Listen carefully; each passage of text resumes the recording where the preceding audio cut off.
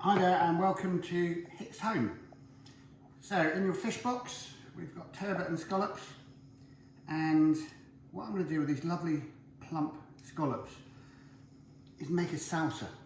Now I love making salsas, they're nice and clean, they don't mess with the flavour too much, and you can literally make a salsa with all sorts. I mean today I'm going to call it a fridge salsa, because I've literally in my fridge I've got a little pepper, I've got a little chilli from my neighbour's garden at the fish house, I've got some ginger and I've got coriander, and that's absolutely fine, that's all we need.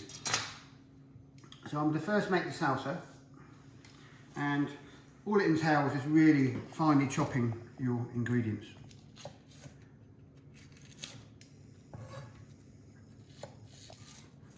So I'm just going to cut those onions through lengthways.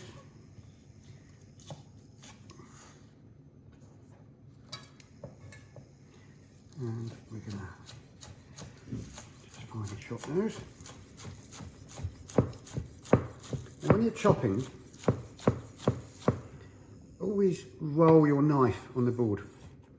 Don't be tempted to do this. I see lots of people doing this. Firstly, it's very dangerous because if you miss, keeping your knife on the board is the safe way to do it. And always put a cloth under your board so it's not wobbling around whilst you're chopping. I think I may have mentioned that before, but I'm going to keep reminding you. I don't want anyone having any accidents whilst they're trying to emulate my chopping. So I've been doing this for many, many years. So, spring onion. I've got this cute little pepper from my friend's greenhouse. Still growing peppers and chilies. So with the pepper I'm just going to cut it lengthways.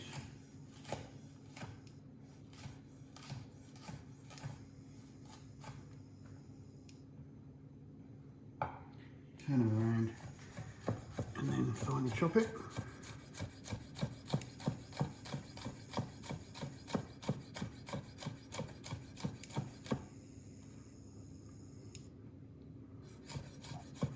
Now, other things you can use in a salsa, this time of year you could use some butternut squash. Peel it, finely chop it, delicious. You could use root vegetables. You could do a salsa with some squash, carrot, parsnip, all sorts of things. Tomatoes in the summer, make that sort of classic Mexican style salsa.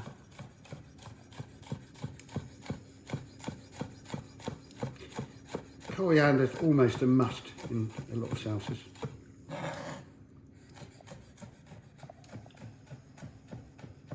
Okay, got that. Now, ginger. I'll put a little bit of ginger in. I keep my ginger in the freezer.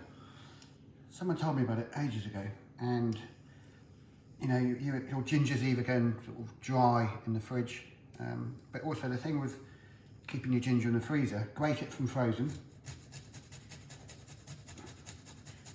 Look, comes out perfectly. You just grate what you need, put that back in the deep freeze.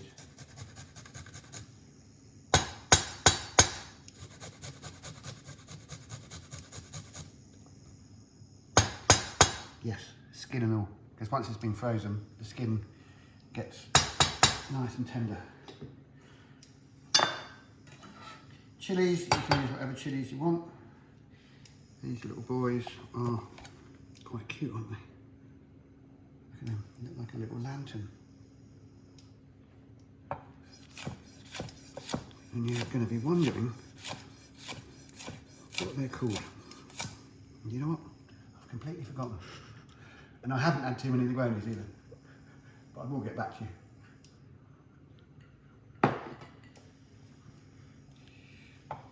I'm going to finely chop the chilies.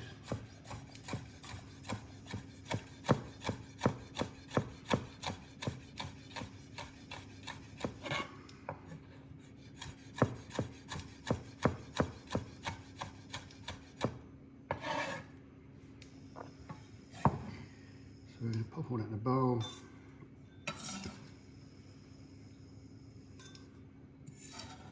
Nice and colourful, isn't it?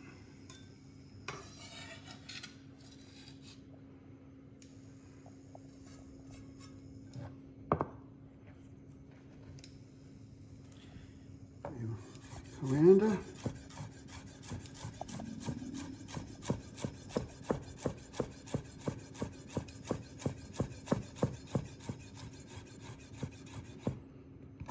When I cut coriander, I always shred it and then just give it a quick cut the other way, just to finely chop it. Now you can use olive oil, you can use rapeseed oil, whatever you fancy. I'm just going to pop a bit of rapeseed oil. And the citrus element is going to be a lime. So I'm going to squeeze the lime juice in.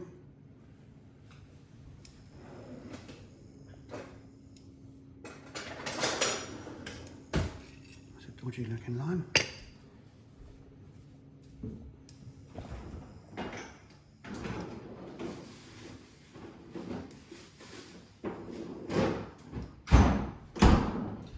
Now I think you've probably seen me use these things before. These are a sort of favourite bartender's piece of kit. And kind of designed really for squeezing limes. Useful. Next time you see one of these, you're going to buy one.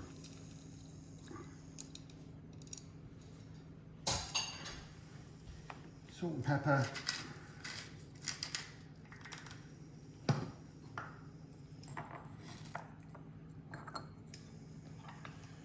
Now you could make this the day before.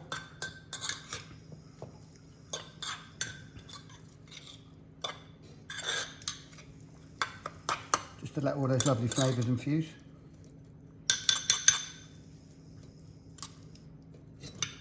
Touch more oil.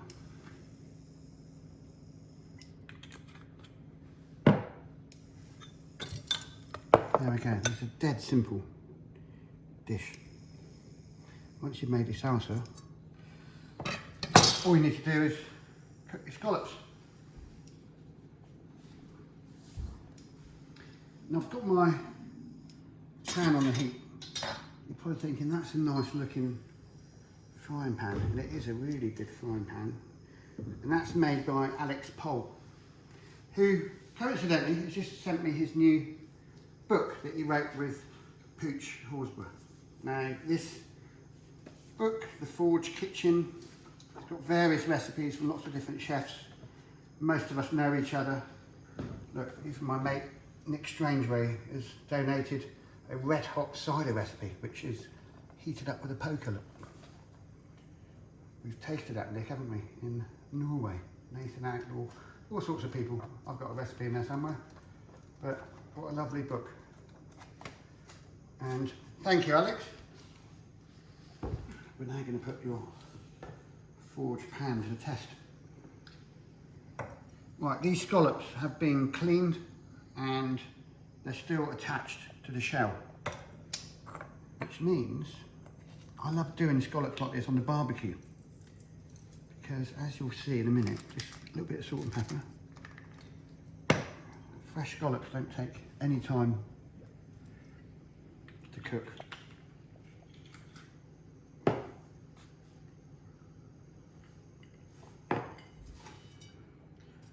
Right, once your pan gets smoking, you're going to put that scallop in the pan.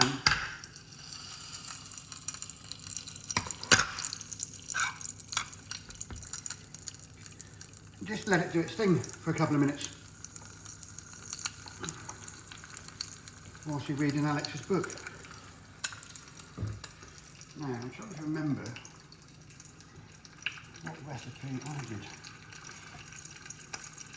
It's got all sorts of things, like Peter Hammond. It's like a sort of friend's cookbook, this.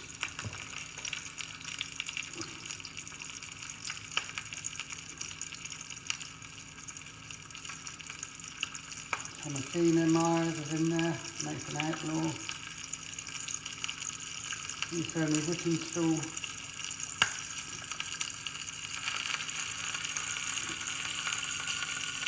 Gil Miller. It's quite West Country, this, isn't it?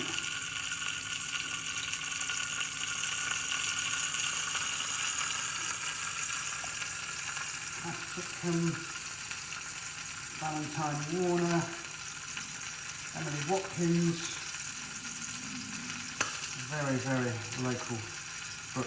Oh, there's even some scallops in there.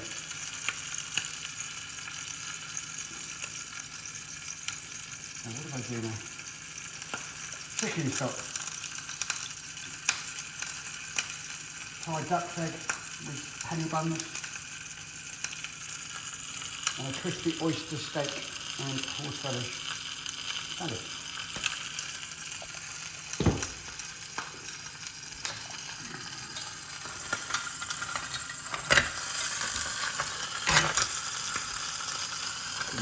Flip that over a bit more.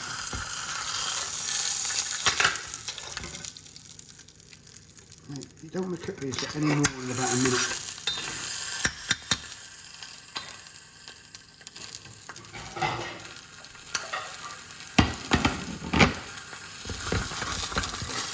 And you almost sort of frying these, just a tad of oil. Let them do their own thing. And the good thing about cooking them in the shell like this, what the shell does is retains the heat. So as they're cooking, the shell is filling up with heat, so they're kind of cooking at the same time and retaining that heat.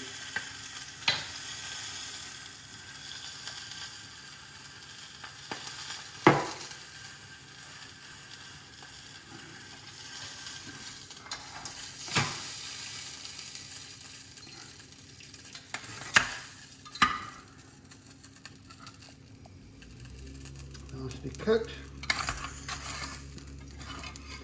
and very simple. This is another good example of don't be scared to cook fish, because there's not much to it. All we do is you put a spoonful of that salsa, the fridge salsa. You might have all sorts of things in your fridge. You might have cucumbers, you might have all sorts of things, but that is a fantastic starter. You can serve 1 scallop, 2 scallops, up to you, depending on the size, but these are nice, good sized, medium scallops. And next we're going to be roasting a turbot. Hi there and welcome to Hicks at Home. In your box this week, we've got some scallops in the half shell and a nice little turbot. And this will serve sort of 2 to 4, really, depending on your family, and a good way to introduce the kids to a nice luxury fish. So with fish like turbot and brill and any large flatfish, I always love cooking it on the bone. I think once you start filleting these things, you lose a lot of the really nice sort of gelatinous flavours that a fish like this, especially turbot's got. People say, you know, I'm a bit nervous about cooking fish, but I always try and recommend people just roast it whole on the bone, whether it be a John Dory, sea bass, whatever. So that's exactly what we're going to do. Nothing fancy, and you're also going to get a lesson in making hollandaise sauce. So the first thing to do, and you don't have to do this, I'm just going to cut the fins off. So a pair of scissors, easy, and we're not going to throw these fins away. I hate throwing things away, so I always have a little bag in my deep freeze with bits of fish trimmings, because you never know when you might want to make a fish stock or fish soup. And once we've cooked the turbot, again, I'm going to show you how to take it off the bone, and we're going to keep the bones even though they're cooked. And next week, or maybe the week after, we're going to make a nice fish soup. or Cornish fish stew even. Let's turn it around.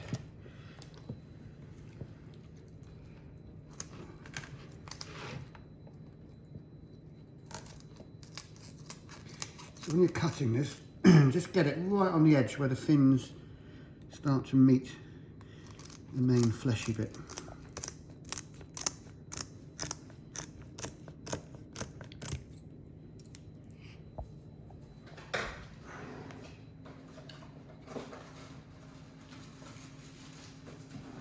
So that's going to go in my little Ziploc bag, frozen, and then we put the other bits in later.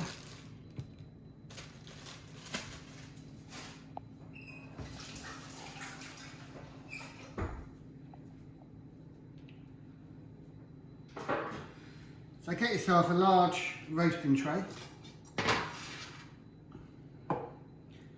Oil the tray first. You can use a bit of rapeseed oil, but you can use some olive oil. Season the bottom. That's where the fish is going to go.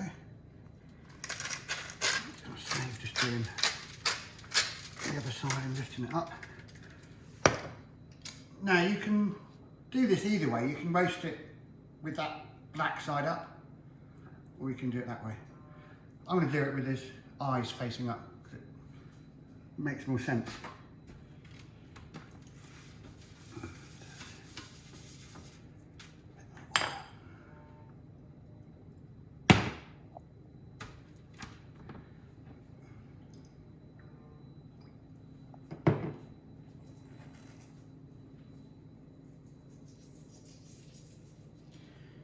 Now, turbot is probably one of the most expensive fish that you can buy.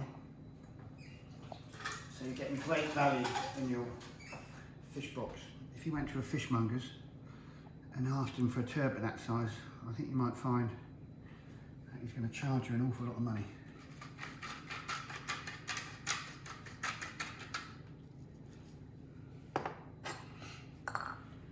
Right, that's going to go in the oven. Now I've set my oven to the hottest temperature it will go. So my particular oven goes up to about 250.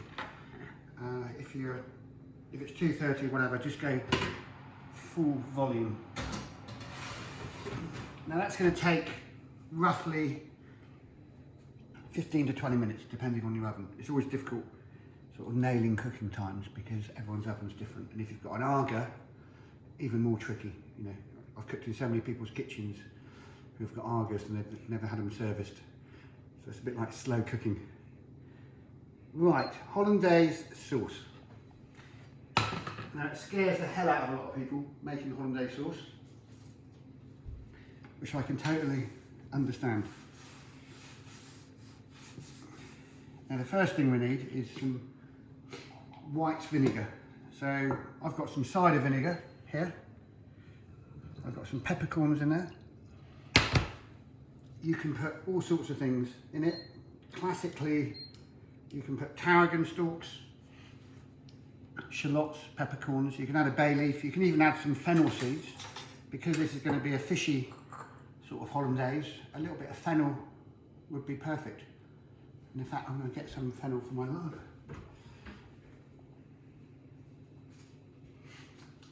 And it's one of those basic sauces that goes really well with grilled meat, grilled fish, poached fish, and it's one of those first things I did at catering college, hollandaise. And you also learn how to fix it if it splits. So béarnaise is a derivative of hollandaise, and again you can add lots of things. You can put chopped fennel, chopped dill. Classically, chervil and tarragon is to finish off the béarnaise. So what I'm going to do, I've got vinegar, peppercorns, fennel seeds. Now, shallots, you might not have shallots in your fridge. I've got some spring onions. They're all members of the onion family, so why not? And I'm going to use the tops of the spring onions for my salsa, for the scallops. So you don't have to go out specifically shopping the shallots. Now, when you make hollandaise, I'm going to use the actual vinegar as the bain-marie, which you're going to whisk the egg yolk over. I've got some unsalted butter that I've melted.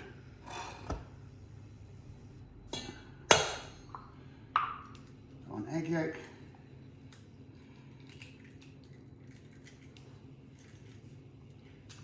Didn't mean to do that. Egg yolk needs to go in the bowl.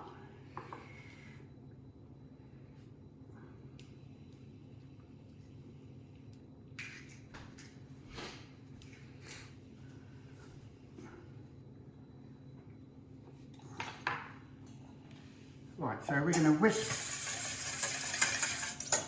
the egg over the vinegar. So this is rather like making a zabaglione. And all we're doing is, we're not going to cook the eggs, we don't want scrambled eggs. And you just keep an eye on it and whisk.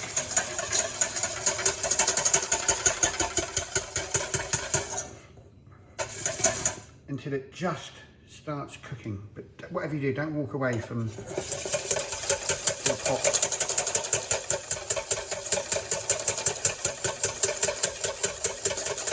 Now one egg yolk is going to make enough hollandaise for 3 or 4 people.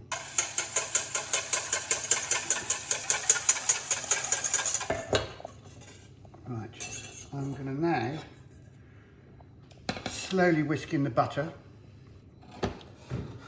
Now what we're going to do is, this reduction here, I'm going to just speed that up a little bit. Get my strainer ready.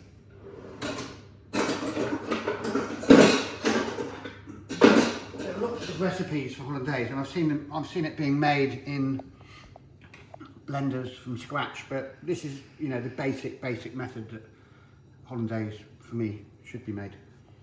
Now, just in case the bowl's wobbling around a bit, sit it on a cloth.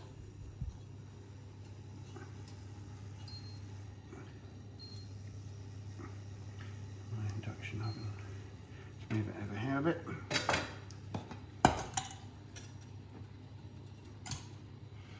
So we're going to whisk the butter in really gently. And what this is going to do is going to emulsify.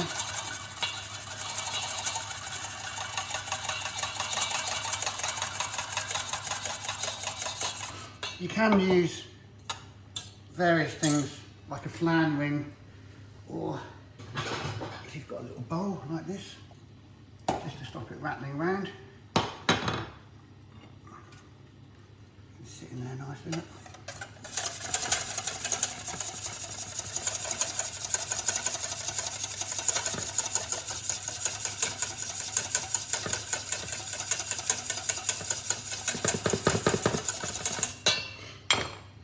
I'm going to add just some of this liquid bit by bit. This is the reduction that's now infused, so I'm just going to add a little bit now.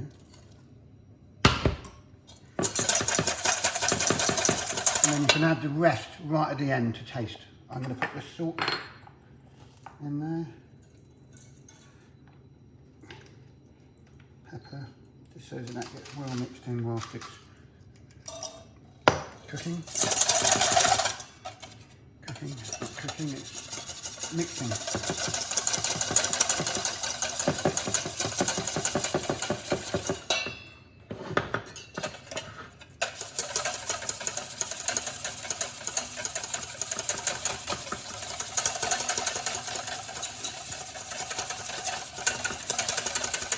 If you're making a big quantity, you can use one of those old-fashioned electric mixers.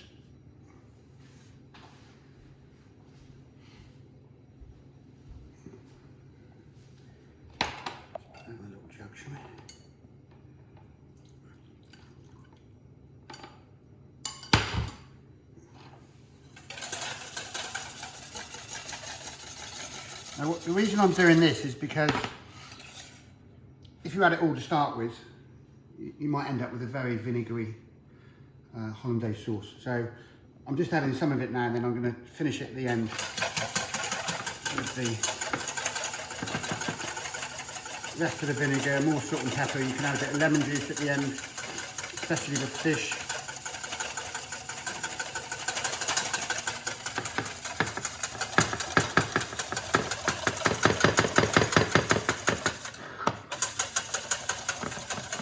Now this is rather like making mayonnaise. At this point, you might think to yourself, oh no, this doesn't look right. But what's going to happen, it's going to start emulsifying halfway through adding the butter. Now if you look at the butter, I've melted it and you've got the separation there. So you've got the milky bit. All right, so what I'm doing is pouring off the top of the butter, which is the oily bit. Otherwise it might be too thin.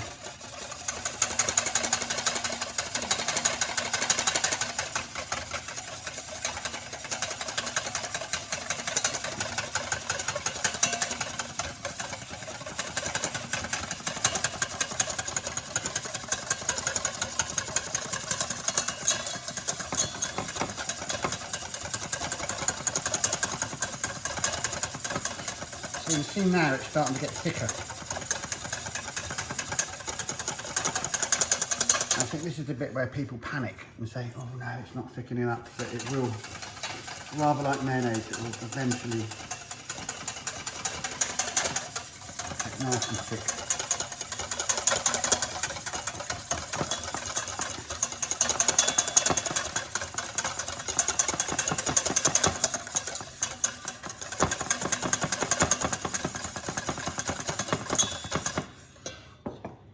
Now I can feel that turbot is getting that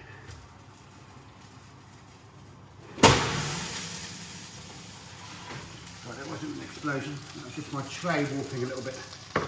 So that's coming on nicely, don't need to do anything.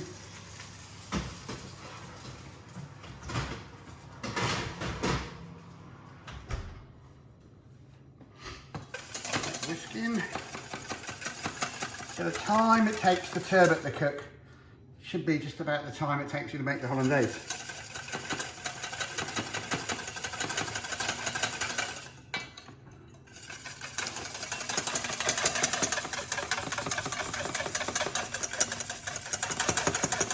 Now don't be tempted at this stage to just pour it all in, because that's when it's all starts going wrong.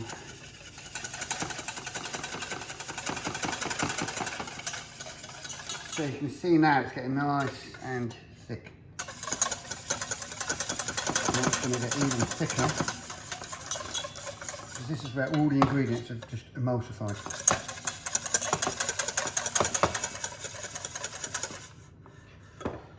Now if your arm gets a bit tired, have a sip of Negroni. And make sure you don't drop your whisk. Now you're probably wondering what these things are over here. So I've just brought a new range of home delivery cocktails. There's my favourite drink, the Negroni. Yes, the ingredients are on my t-shirt. Okay, we've got a Temperley sour, Julian Temperley's cider brandy, apple juice, a Burgermeister, named after my friend Louise Wachtmeister, and this has got bergamot. So we've kind of combined her name and the bergamot. This was invented years ago by my friend Nick Strangeway in Mark's Bar. And then the Dorset Donkey, which is a take on a Moscow Mule. And delicious they are too. Now, back to the hollandaise. You don't want to get stuck into the Negroni too much and split your hollandaise. So I'm going to keep adding the butter.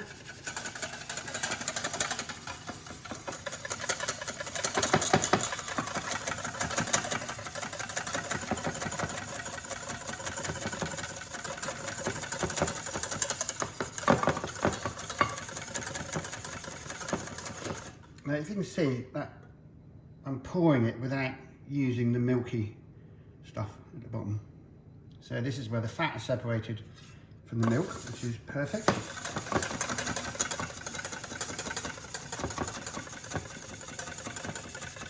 And at this stage, because it's getting a little bit thicker, I'm going to have a little taste, because it's really important when you're cooking, whatever you're making, to taste as you go. A lot of people cook and don't taste the food. So at this point, I'm going to add a little bit more of the reduction.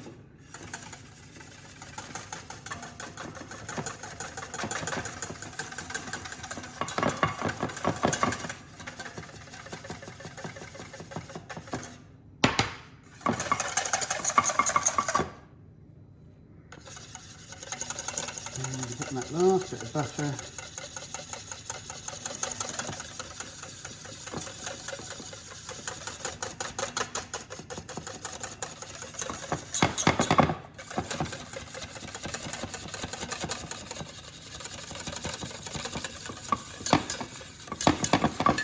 Now you may not need to use the milky stuff.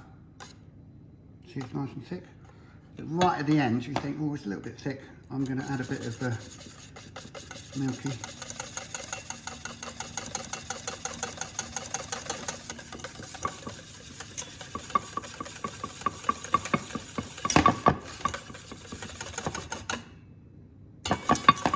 You see it's getting nice and shiny now as well.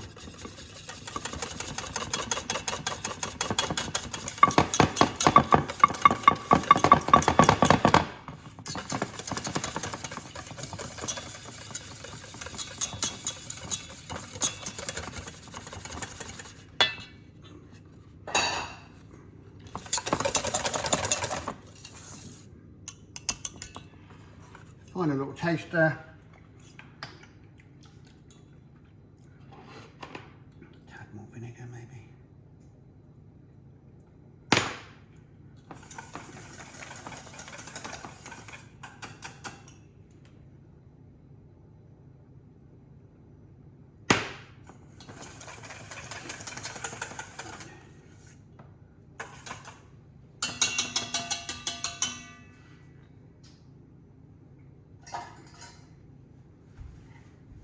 Right, we're going to pop that into a bowl.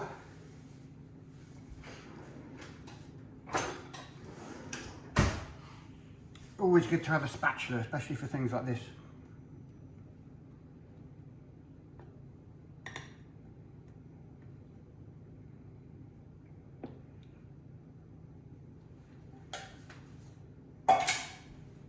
And you can either cover it with a little plate. Now you want to leave this somewhere warm, but not hot. Don't be tempted, because what we don't want to be doing is reheating this at a later stage. And the turbot's nearly ready anyway, so we're just going to literally... You can probably make this an hour before you need it, but for me it's a good use of time right now whilst that turbot's cooking. And whilst you're finishing your gravy, or thinking about having a second one.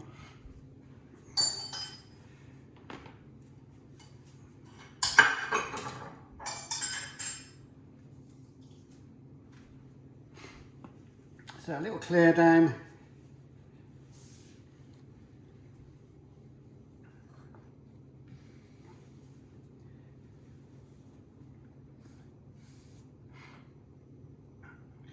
I'm just going to show you an interesting piece of kit which is connected to the turbot. Now, I'm a mad collector of things, stuff. Now I've got a couple of these. One of them was very kindly gifted to me of the Oyster and Chop House 10th anniversary by Angela Hartnett and Neil. And what this is, and these are very, very rare, difficult to get hold of. This is called a turbot kettle. So what you do is you pop your turbot in there, you cover it with a court bouillon, which is water, vinegar, shallots, parsley stalks, peppercorns, that sort of stuff. And you pop it on the stove, bring it to the boil, simmer it for a little bit, and then the sort of clever thing about this is it just lifts out. So if you happen to have one of these at home, you could poach your turbot instead of roasting it. I know you're going to be asking me, where do I find a turbot kettle? Get on eBay.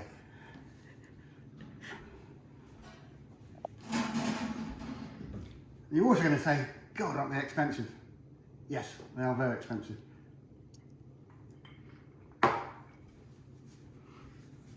Right, I reckon she's done.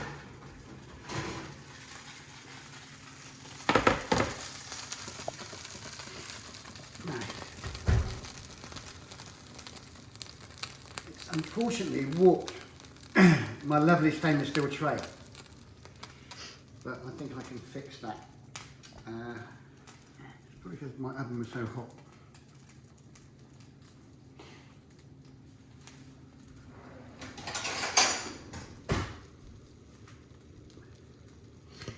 So I think it's best to serve this on a board. So one of the reasons for oiling it beforehand is so that it doesn't stick.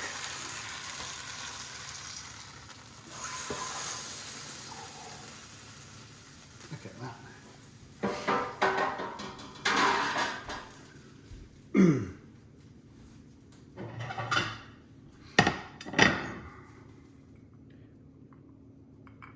So I'd probably recommend not drinking Negroni with this, but what I would recommend drinking is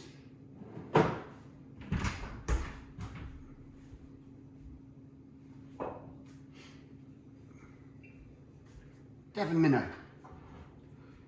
So this is a white wine produced by Rob Corbett at Castlewood, who makes fantastic sparkling wine. And this is the first time that he's made a still white wine. And he made it specifically for Robin Hudson from the Big Hotels and myself. Robin and I are both very keen fishermen. And the Devon Minnow is an old-fashioned fishing lure, which is used for trout and salmon. And Robin's son did the design, and this is a perfect wine to drink with turbot. And it's all local, it's all southwest. Now, we are going to dissect.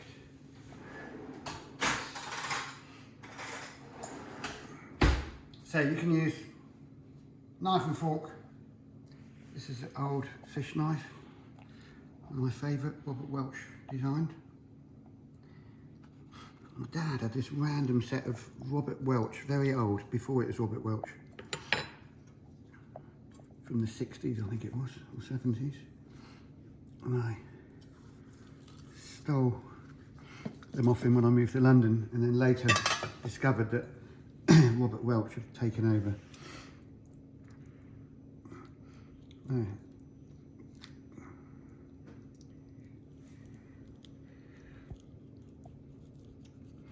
What we're going to do is that's just going to come off the bone nicely.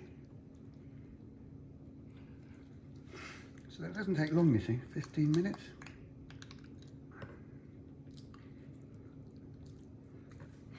The one thing, I'm just going to lift that off the bone like that, because I think if you've got a fish like this, the last thing you want to do is dissect it and put it onto your guests' plates.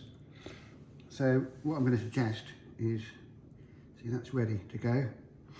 You can cut it in there.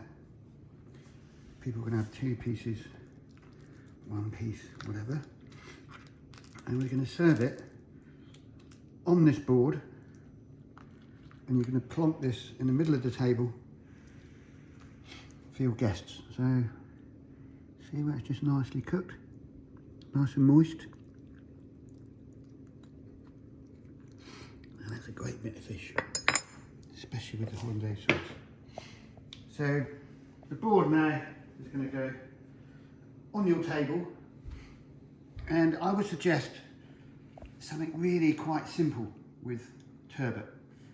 Boiled potatoes with lots of butter and parsley, some sprouting broccoli, which is in season now this time of year, and really that's all you need to serve with your roasted turbot.